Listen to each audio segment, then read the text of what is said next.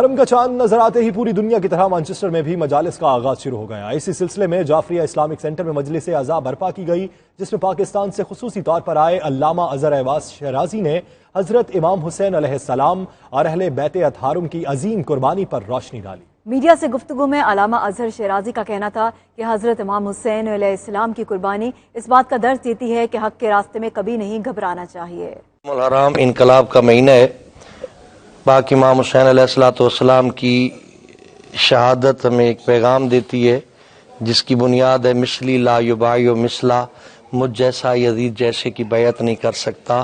اس کا مطلب ہے شہادت حسین ایک پیغام دے رہی ہے کہ دنیا میں ظلم کی گنجائش نہیں ہے، جو ظالم ہوگا وہ اس کے خلاف حسین ہوگا، جو مظلوم ہوگا حسین اس کا ساتھی ہوگا۔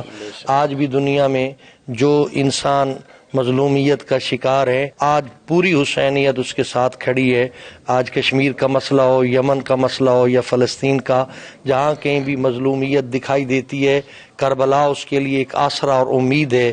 محرم الحرام اس کے لیے ایک بہترین حوصلے کی امید ہے کہ دنیا میں انتہائی مشکل ترین قربانی تھی جو مظلوم کربلا نے دی ہے، تو دنیا میں آج مظلوم جب اپنے ظلم کو، اپنے پر ہونے والے ظلم کو دیکھتا ہے تو اس کو حوصلہ مل جاتا ہے کہ کربلا میں ظلم کے پہاڑ جب حسین علیہ السلام نے برداشت کیے تھے اچھائی کی خاطر، دین کی خاطر، ہم تو اس کا کچھ بھی برداشت نہیں کر رہے۔ اس ظلم کی نسبت ہم پر بہت تھوڑے ظلم ہے، اس لیے اس کے دل میں امام حسین علیہ السلام کی کربلا یعنی محرم الحرام ایک امید کا مہینہ ہے، اس کے لیے حوصلے کا مہینہ ہے۔ محرم الحرام اس کو تسلی دلاتا ہے۔